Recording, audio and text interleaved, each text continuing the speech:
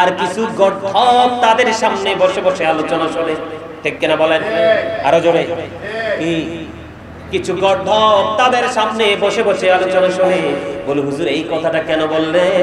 আওয়াজ তো শোনা যায় মোটামুটি তাদের সামনে মানুষ বক্তব্য দেওয়ার সময় একটা মানুষও কি দাঁড়িয়ে প্রতিবাদ করতে পারে না যে শায়েখ আপনার এই বক্তব্য আমার মনোভূত নয়, এটা তো আশুরার মাস, মুহররমের মাস, যারা নবীর বংশকে শেষ করে দিল আপনারা তাদেরকে বলেন নিষ্পাপ। আমি নিজে শুনেছি কালকে বক্তা বলতেছে ইমাম হুসাইনের শহীদ হক নির্মমভাবে পৃথিবী থেকে বিদায় হোক, ইয়াজিদ নাকি চায় নাই। আর জোরে কন্যা নাউজুবিল্লাহ, ইয়াজিদ নাকি নির্দোষ, জোরে কন্যা নাউজুবিল্লাহ। আমি আপনাদেরকে বলি, কারণ আজকে সব বিষয় আলোচনা করতে পারবো না, আগামী কালকের মাহফিলে নতুন কোন কারবালার অধ্যায়ী অংশ নিয়ে আলোচনা করব, কারণ আজকে সব করা সম্ভব না, অনেক সময় হয়ে গেছে। আমি আপনাদেরকে বলে দিতে চাই, ইয়াজিদ ক্ষমতায় এসেছে 60 হিজরি রজব মাসে, তার মানে মেরাজের চাঁদের প্রথম দিন। কত হিজরিতে? 60 হিজরিতে। কত হিজরি? 60 হিজরিতে রজব মাসের প্রথম দিন ইয়াজিদ ক্ষমতায় মসনদে বসেছে।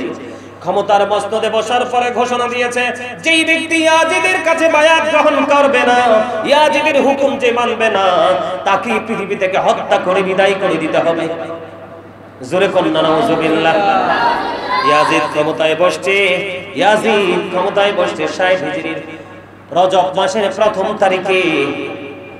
আর সবচেয়ে বড় দুঃখজনক কথা, না বললেও পারছি না, কারণ এই ইয়াজিদ এবং তার বাহিনীর কথা আমার বলতে ইচ্ছে করে না, কিন্তু এই যুগে ইয়াজিদের দালাল মার্কা মৌলবীদের কারণে বলতে হয়। না হলে নবীর প্রেমিকরা, এই প্রজন্মের মানুষগুলো বুঝবে না আসলে সত্য কোনটা।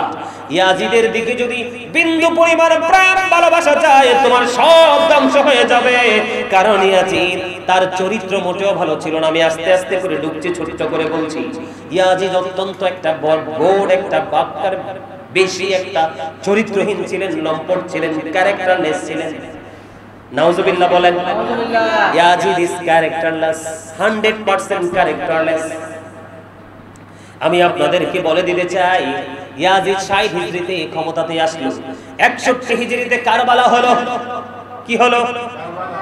61 হিজরিতে কারবালা হলো। কারবালার প্রান্তর নিয়ে বিস্তারিত মর্মান্তিক অধ্যায় নিয়ে আগামী কালকে আলোচনা করব। আজকে শুধু ইয়াজিদের চরিত্রটা আমি বলে দিতে চাই। ইয়াজিদের উপদেষ্টা হলো একজন ইহুদি। কি ইহুদি? ইয়াজিদের উপদেষ্টা ছিল একজন ইহুদি, যার নাম ছিল শারজুল বিন মানসুর রুমি। 100% একজন ইহুদি ছিল।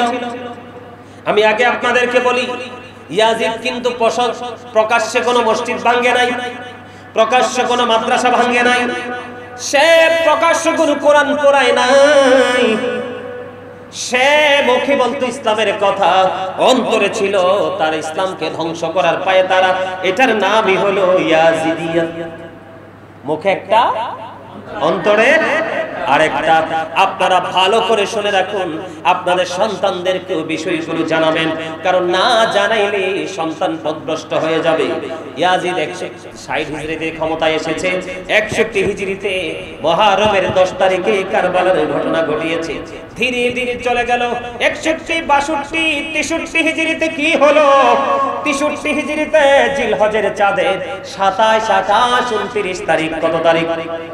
27 তারিখ, 28 তারিখ, 29 তারিখ। আমি আপনাদেরকে বলি, ইয়াজিদের চরিত্রটা কেমন হলো বোঝেন।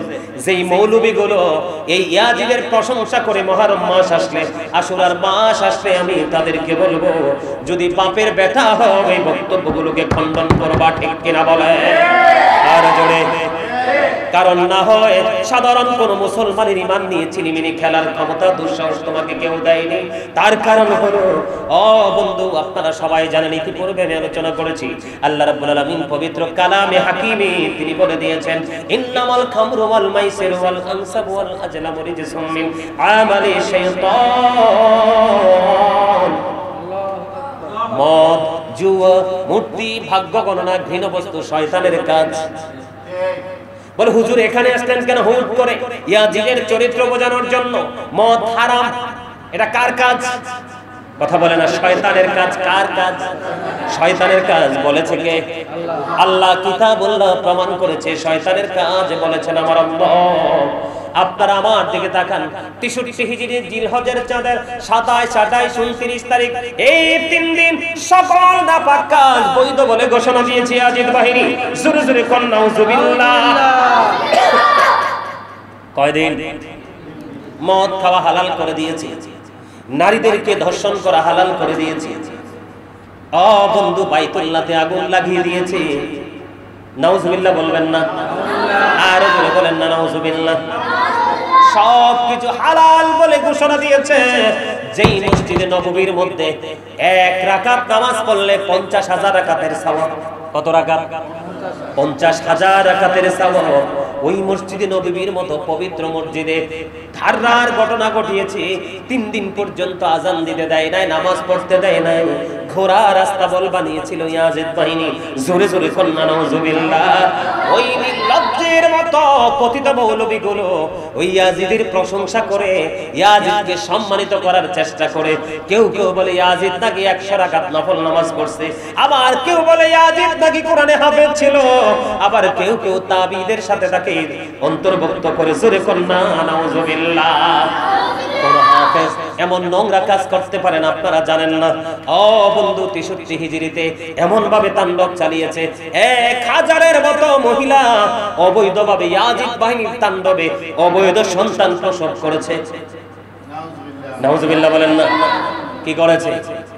অবৈধ সন্তান, 4 সন্তান প্রসব করেছে।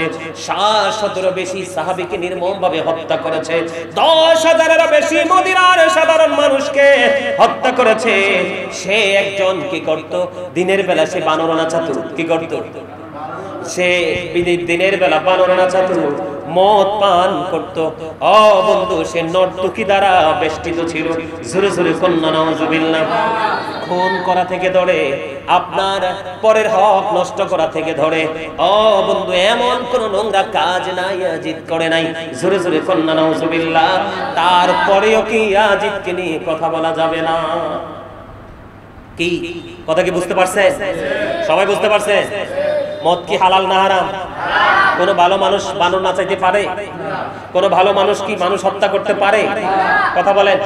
আমি না হয় মানলাম, 1 সেকেন্ডের জন্য মানলাম ওই বক্তাদের বক্তব্য শুনে, 1 সেকেন্ডের জন্য, বেশি না 1 সেকেন্ডের জন্য মানলাম, হ্যাঁ তোমার বক্তব্য ইয়াজিদ 61 হিজরির ঘটনা ঘটায় নাই, কিন্তু 63 হিজরির এই ঘটনা কে ঘটিয়েছে? এই নিষ্ঠুর তাণ্ডব কে চালিয়েছে? মসজিদে নববীর আযান নামাজ কে বন্ধ করে দিল? ঘোড়া কে বেঁধেছিল? পবিত্র জায়গাকে অপবিত্র কে করলো? 700 সাহাবীকে হত্যা কে করলো?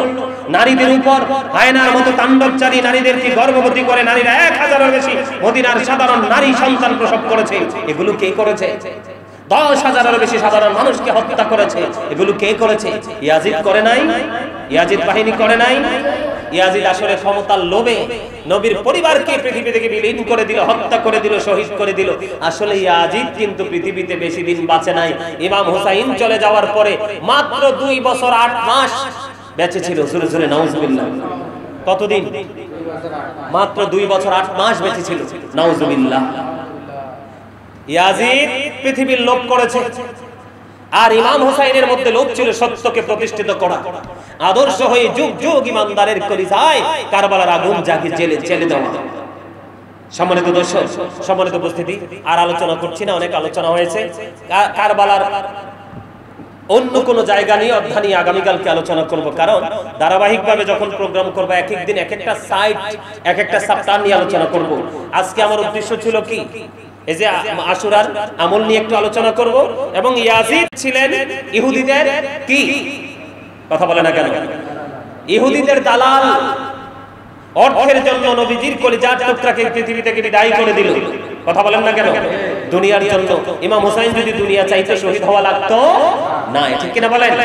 আর ইমাম হুসাইন রাদিয়াল্লাহু তাআলা আনহু ছিলেন আমার নবীর আদর্শনার মধ্যে, ঠিক কিনা বলেন? তাহলে দুইটা, একটা হলো নবী আর একটা হলো ইহুদি। এখন বেঈমান কাফেররা কি আপনার আমার বন্ধু না শত্রু? আল্লাহ তো কোরআনে বলেছেন ইন্নাল কাফিরিনা কানু লাকুম আদুওয়াম মুবিনা। আল্লাহ বলেছেন the heretics are the eternal enemy of the believers. ইমানদারদের প্রকাশ্য শত্রু হলো বেঈমান কাফেরেরা, ঠিক না ঠিক? আরো জোরে। তাহলে এখান থেকে দুটো জিনিস স্পষ্ট, ইয়াজিদ ছিলেন 100% ক্যারেক্টারলেস, আর ইমাম হুসাইন রাদিয়াল্লাহু তাআলা আনহু ছিলেন গুড ক্যারেক্টার সম্পূর্ণ একজন পারসন। যেরকম না সুবহানাল্লাহ, একটা আদর্শ, একটা ইতিহাস। আল্লাহ রাব্বুল আলামিন যেন ইমাম হুসাইন এবং কারবালাকে স্মরণ করে আমরা যেন ঈমানি ঝান্ডা হাতে নিয়ে আমরা এবং আমাদের পরবর্তী প্রজন্মকেও যেন আমরা উৎসাহিত করতে পারি। আল্লাহ যেন আমাদেরকে সেই তৌফিক দান করে, সকলে বলুন আমিন। কি গজল বলবো?